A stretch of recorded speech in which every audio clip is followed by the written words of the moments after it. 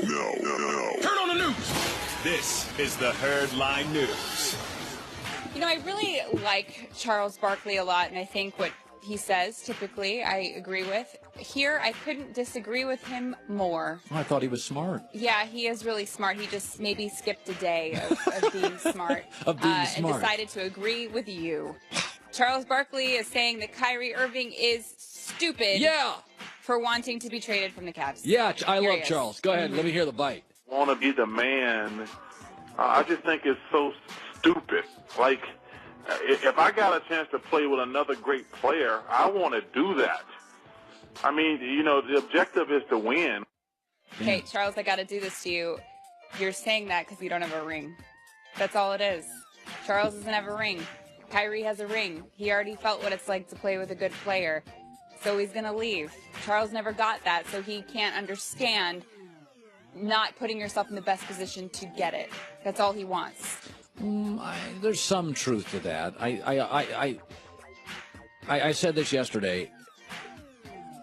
There's only been in my life, like, and I'm just going to throw a number out, 7, like, completely transformative players. Magic was, Bird was. As good as Patrick Ewing was, he wasn't. Duncan was, MJ was, LeBron is. I think Steph Curry's got a little bit of that. When you get aligned with one of those guys, you know, like, I just don't think you should leave until... No, because he's always going to be in LeBron's shadow. Well, of course he is, because he's not as good.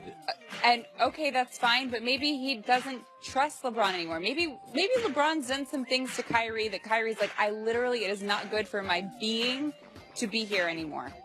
I already have the ring. I don't think we're going to win. You know what? They're probably not going to win again. As long as the Warriors stay together, maybe they'll go to the finals again, but they're not going to win. Paul Schaefer could have left Letterman. Letterman was kooky, but I think at some point Schaefer was like, he's a comedic genius. I'm pretty good with music. Let's just make it work. But maybe he wants to be his own. Like, you cannot tell a person what happiness means to them. Everyone decides for themselves. Do you think he'll be happy winning 26 games in Phoenix? I don't know. Maybe.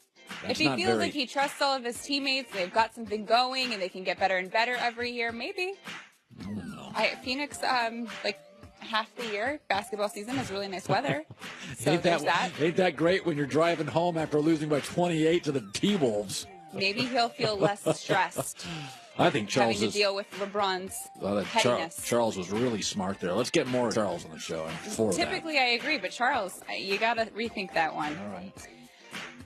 Ravens owner Steve Bisciotti, is talking about Joe Flacco's back issue that has forced him to miss all of training camp so far. He gave kind of an interesting quote about it. He said, quote, "He looks about as sick as I do. When I used to tell my mother I had a cold when I really had a spelling test that day." I don't know if he was joking or if he's trying to say that Flacco is faking a back issue. You want to know what I heard about Flacco a couple years ago, and it's a source that I trust implicitly, is that Joe's a big, strong kid. They've always inside the organization. He's got his boys, and I mean his kids. He's really a good father. He's into that stuff. And they think that he likes football, but he doesn't love it.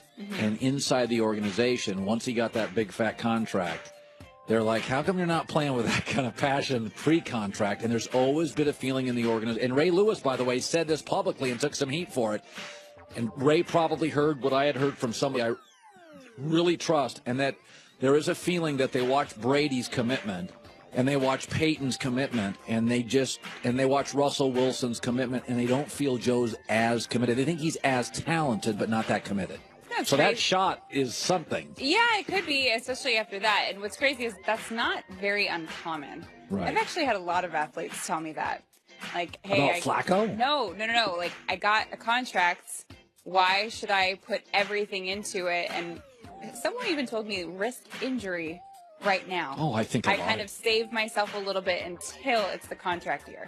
Now that listen, if I didn't, but let's say I grew up really poor and I'm staring at $80 million, that I can see where that would be like, I don't want to rip my knee up. That I get. Yeah. But man, once you get the money, come on now, you don't care. What's the money? Because once you get this money, then you want that money. I don't know. Every raise you get, you still want more. I'm not working here for my mortgage. You know, it's like at some point you care. I'm fine. I put money away. I'm doing this because I have pride in my work. And like if I'm a quarterback, like I don't want to go out and mail it. Like I get, before you get the big money, worry about an injury. But once you get it, like, do you care about your work or do you not care about it? That only Joe Flacco can answer. Yeah. And finally, Tom Brady has a deal with Under Armour, which he takes very seriously, to the point where in interviews we've noticed that he's turning his jersey inside out to hide the Nike logo. You don't like that? No, I completely get it. I never noticed it. Yeah, I actually really like it. And you know what this tells me? It tells me that Tom Brady is a man of integrity. Yes. He clearly takes his deal with Under Armour very seriously. Yes. Therefore, there is no way he could have ever cheated. With the Deflategate. Yeah, with anything. That's kind of a stretch, but I like the way you think. He's got a lot of integrity, that man. K Shizzle bringing it Sizzle. Okay, Sizzle. Oh, it's... There's no shizzle. That's like Snoop Dogg. It's You're just K Sizzle. Sizzle, yes. K Shizzle has a different meaning? Yes. What does that mean? That's like faux shizzle. Meaning? For sure. Okay. But I can't really tell you the rest right now. Yeah, I always feel I'm a little over my head, if you know what I mean. You know what you could do, which would be like a nice way to ease yourself into this? What? Snoop Dogg had a show with Martha Stewart, so you can kind of go halfway.